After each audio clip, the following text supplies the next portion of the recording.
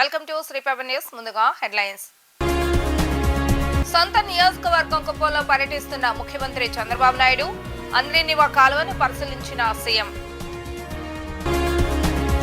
జనసేన ఎమ్మెల్యేలతో deputy CM Pawan Kalyan భేటీ. శాసనసభ వ్యవహారాలపై ఎమ్మెల్యేలకు అవగాహన కల్పించిన మంత్రి నాదెండ్ల మనోహర్. ప్రజా దర్బార్లో ప్రజల నుంచి వినతులు స్వీకరిస్తున్న మంత్రి నారా లోకేష్. ప్రతి ఒక్క సమస్యను ఓపికగా వింటున్న మంత్రి. నాలుగోసారి సీఎంగా నారా చంద్రబాబు నాయుడు ప్రమాణ స్వీకారం చేసిన తర్వాత తొలిసారిగా తన సొంత నియోజకవర్గమైన కుప్పంలో పర్యటిస్తున్నారు.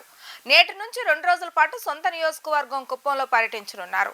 ఉదయం అమరావతి నుంచి కుప్పానికి వచ్చారు. మధ్యాహ్నం శాంతిపురం మండలం జలిగానిపల్లిలో చిన్నారిదొడ్డి అంద్రినివా కాలువను పరిశీలించారు. కాలువను పరిశీలించడంతో పాటు కడప ఆర్టీసీ బస్టాండ్ సమీపంలో నిర్వహించే బహిరంగ సభలో పాల్గొంటారు. అనంతరం ఆర్ఎండ్బి అతిథి గృహంలో పార్టీ నేతలతో సమావేశం కానున్నారు. బుధవారం ప్రజల నుంచి వినతులు స్వీకరిస్తారు. మధ్యాహ్నం ప్రభుత్వ డిగ్రీ కళాశాలలో కుప్పం నియోజకవర్గ అభివృద్ధిపై అధికారులతో సమీక్ష సమావేశాన్ని నిర్వహిస్తారు. పీఈసీ కళాశాలలో పార్టీ నేతలతో సమావేశం అనంతరం తిరిగి అమరావతి చేరుకుంటారు. ముఖ్యమంత్రి నారా చంద్రబాబు నాయుడు కుప్పం పర్యటనకు ఏర్పాట్లను పూర్తి చేశారు. మంగళ బుధవారాల్లో శాంతిపురం కుప్పం మున్సిపాలిటీ పరిధిలో సీఎం పర్యటనకు సంబంధించి అధికార యంత్రాంగం ఏర్పాట్లు చేపట్టింది. భారీ ఎత్తున స్వాగత సన్నాహాలు చేపట్టారు. జనసేన ఎమ్మెల్యేలతో ఆ పార్టీ అధినేత డిప్యూటీ సీఎం పవన్ కళ్యాణ్ సమావేశమయ్యారు. విజయవాడలోని క్యాంపు కార్యాలయంలో నిర్వహించిన ఈ సమావేశానికి మంత్రులు నాదెండ్ల మనోహర్, కందుల దుర్గేష్తో పాటు ఆ పార్టీ ఎమ్మెల్యేలు హాజరయ్యారు. శాసనసభ వ్యవహారాలపై వారికి అవగాహన కల్పించారు. సభ నియమావళికి తెలియజేశారు. మంగళగిరి నియోజకవర్గ ప్రజల కోసం మంత్రి నారా లోకేష్ నిర్వహిస్తున్న ప్రజా దర్బార్కు ప్రజల నుంచి అనూహ్య స్పందన లభిస్తుంది. రోజు రోజుకు ఆదరణ కూడా పెరుగుతుంది. నియోజకవర్గంలోని వివిధ ప్రాంతాల నుంచి ప్రజలు ఉండవల్లిలోని నివాసానికి చేరుకొని మంత్రి లోకేష్ కు తమ సమస్యలను వినవిస్తున్నారు. చిన్న సమస్య నుంచి పెద్ద సమస్య వరకు ప్రతి ఒక్కరి నుంచి ఓపికగా వింటున్నారు. తన పరిధిలో ఉన్న సమస్యలను వెంటనే లోకేష్ పరిష్కరించే దిశగా ప్రయత్నాలు కొనసాగిస్తున్నారు. రాష్ట్ర మంత్రి నారా లోకేష్ చేపట్టిన ప్రజా దర్బార్ కార్యక్రమాలలో భాగంగా మంగళగిరి నియోజకవర్గానికి చెందిన వివిధ వర్గాల ప్రజలతో పాటు కార్మికులు, ఉద్యోగులు, ఉద్యోగ సంఘాల నాయకులు వారు ఎదుర్కొంటున్న సమస్యలను లోకేష్ దృష్టికి తీసుకురావడం జరిగింది. మంగళగిరి నియోజకవర్గ ప్రజల కోసం మంత్రి నారా లోకేష్ నిర్వహిస్తున్న ప్రజా దర్బార్కు ప్రజల నుంచి మంచి స్పందన వస్తుంది.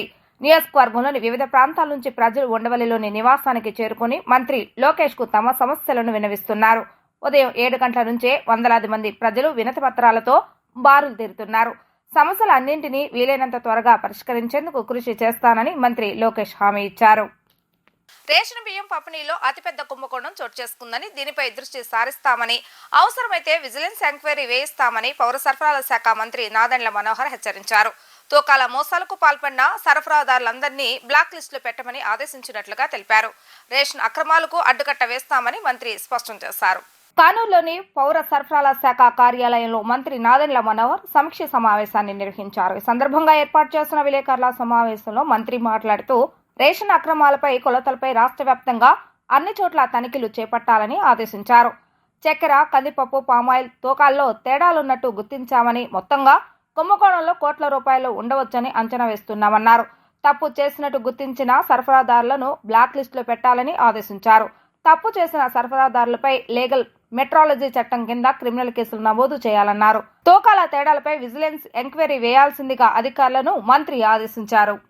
ఆశ్చర్యకరమైన విషయం ఏంటంటే, ప్రజలు ఒక నమ్మకంతో ప్రభుత్వం ఏర్పాటు చేసిన ఈ పౌర సరఫరాల శాఖ ద్వారా పబ్లిక్ డిస్ట్రిబ్యూషన్ సిస్టమ్ పీడిఎస్ ద్వారా మనం రేషన్ షాపుల ద్వారా కానివ్వండి, ఈ మొబైల్ డెలివరీ యూనిట్ల ద్వారా కానివ్వండి, నాణ్యమైన సరుకు అన్ని ప్రాంతాలకి, ప్రతి వినియోగదారుడికి, ఎవరికైతే తెల్ల రేషన్ కార్డు ఉందో వాళ్ళందరికీ అందించే విధంగా ఒక అద్భుతమైన కార్యక్రమం చేయొచ్చు.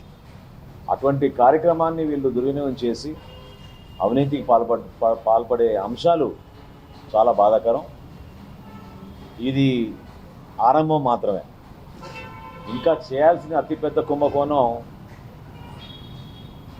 బియ్యం విషయంలో.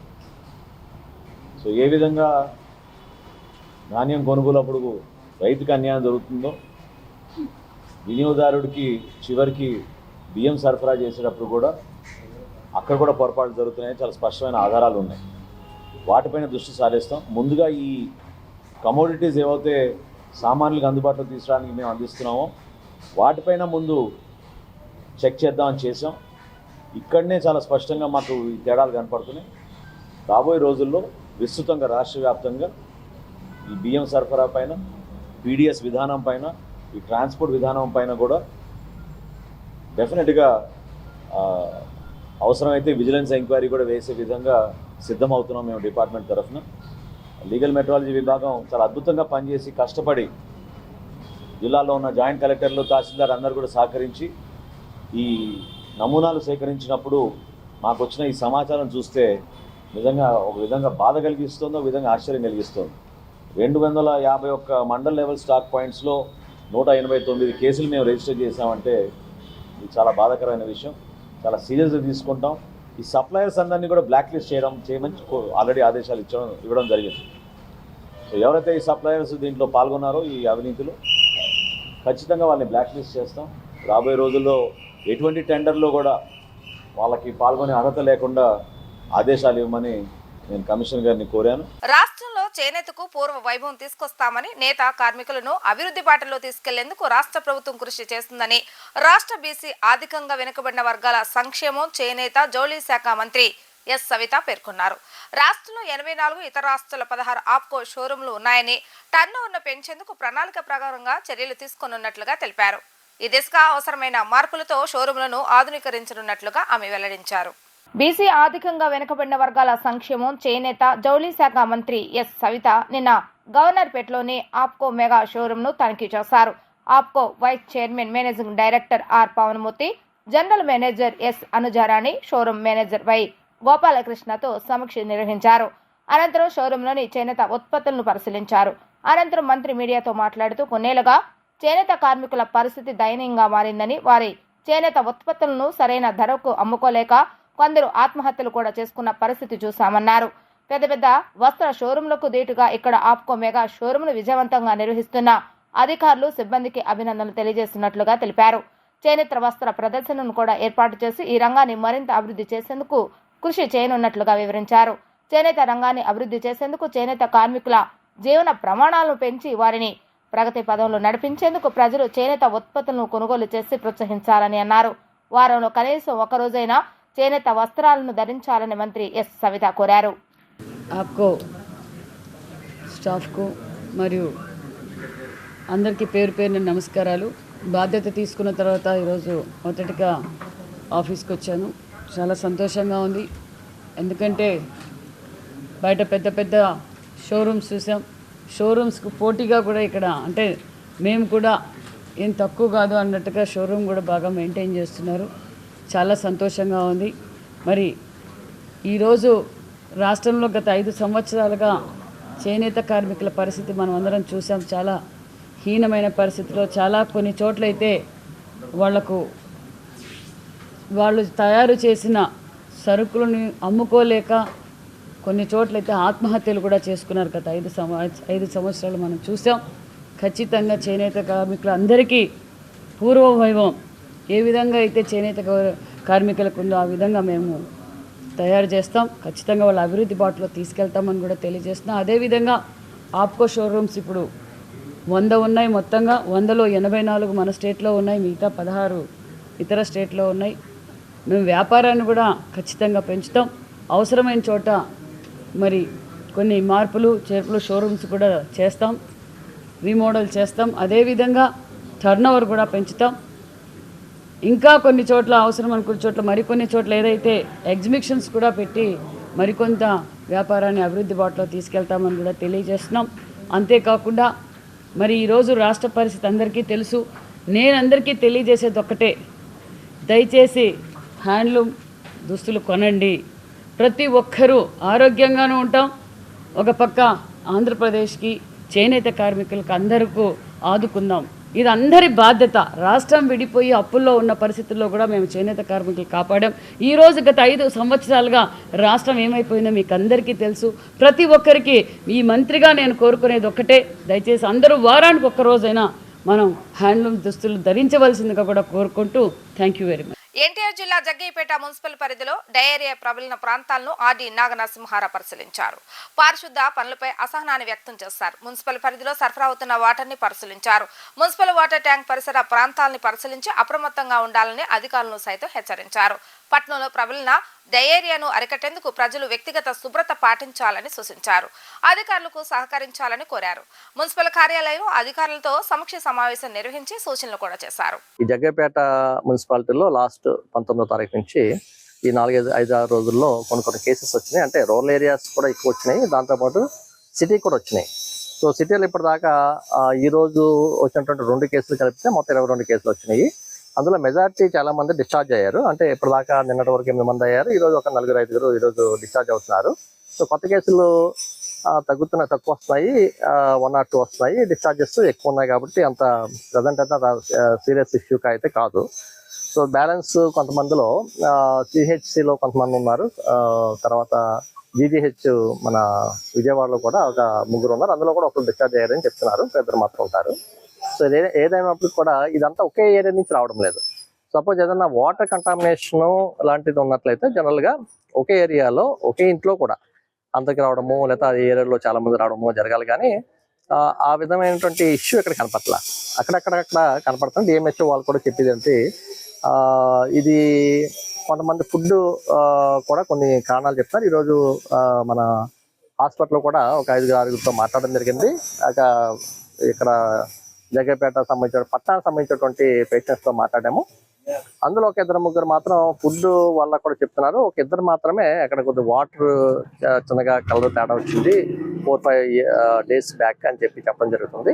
ఏదేమైనప్పుడు కూడా మనకి క్లోరిన్ టెస్ట్ ఈ రోజు కూడా క్లోరిన్ టెస్ట్ చేసాము. రెసిడ్యువల్ క్లోరిన్ 0.2 ppm ఉంది పబ్లిక్ ట్యాప్ లోంచి.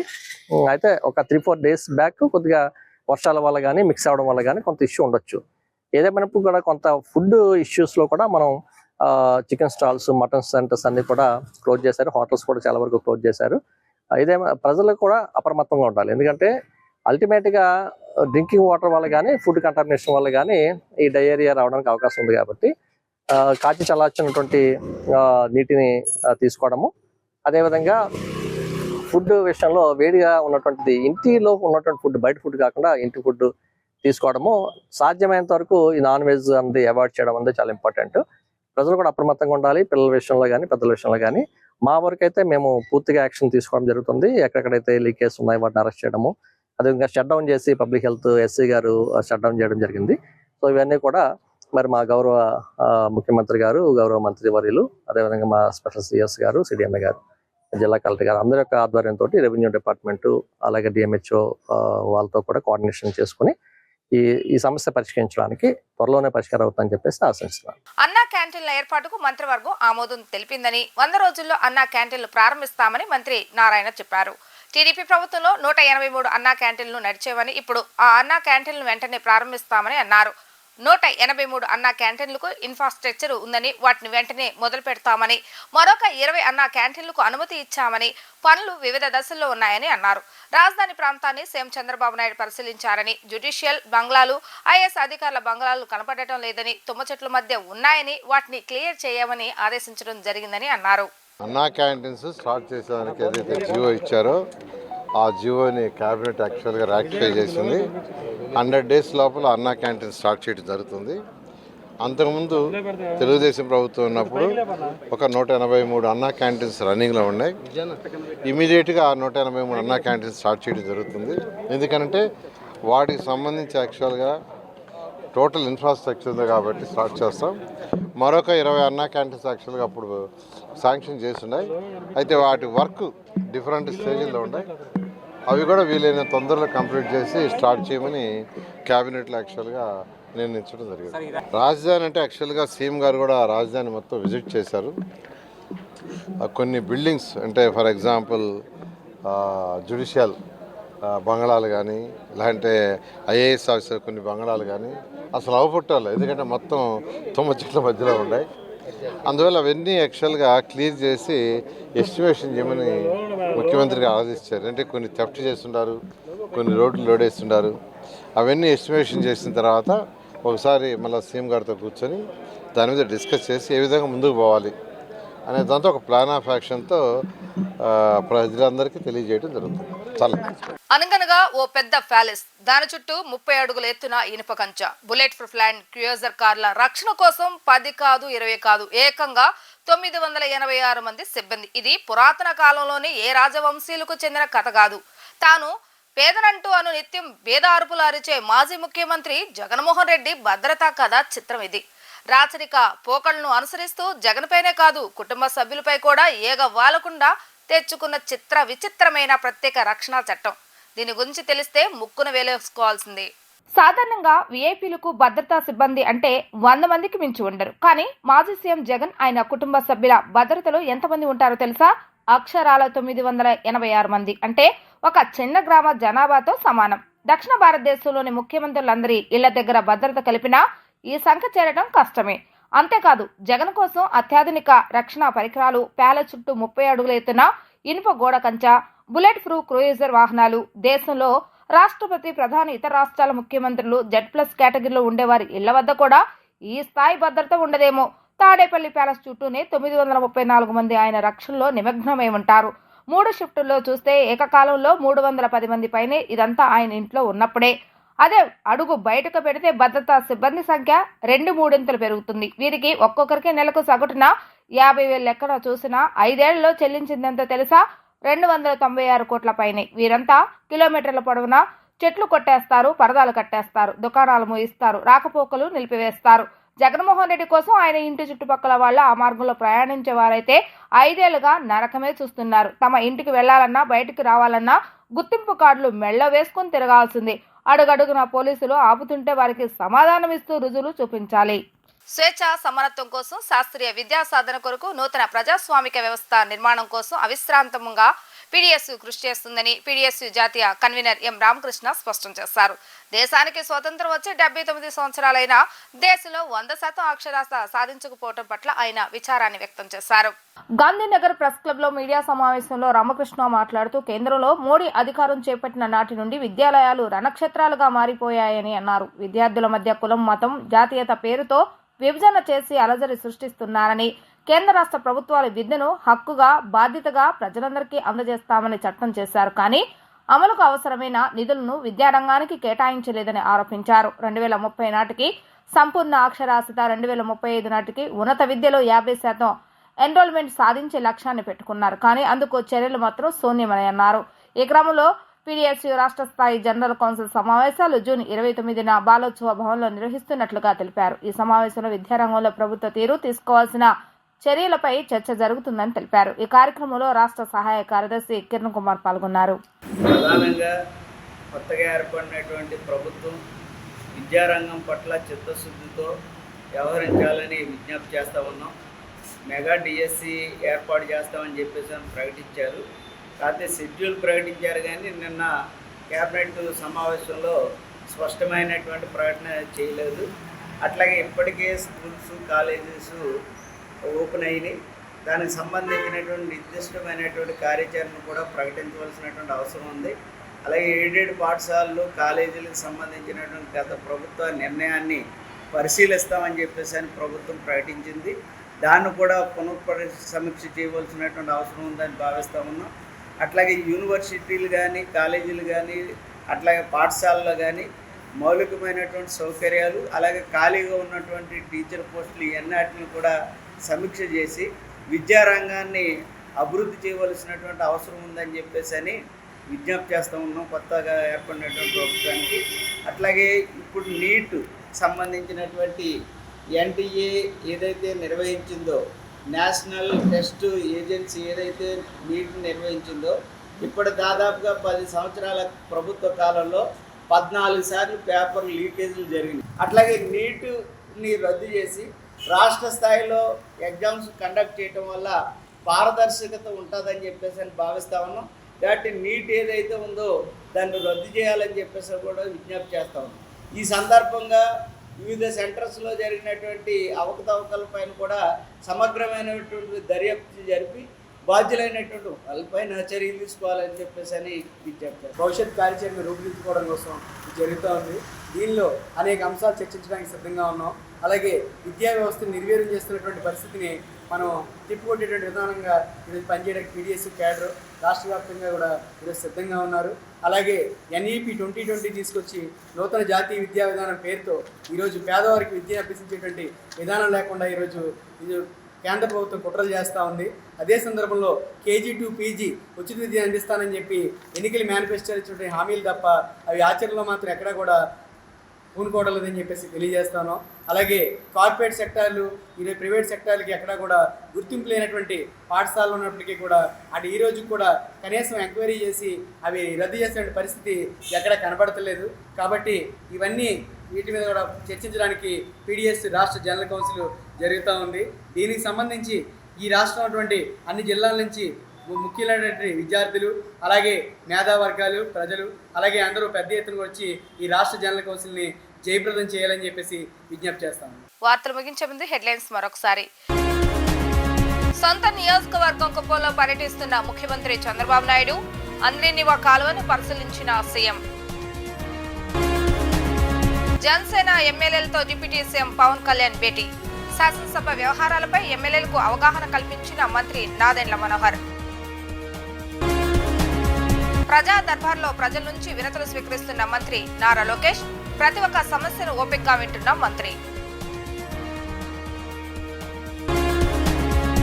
ఇవి ఈ రోజు వార్తా విశేషాలు. మరలా తిరిగి ప్రసారమైన వార్తలు మళ్ళీ కలుద్దాం. అంతవరకు సెలవు. నమస్కారం.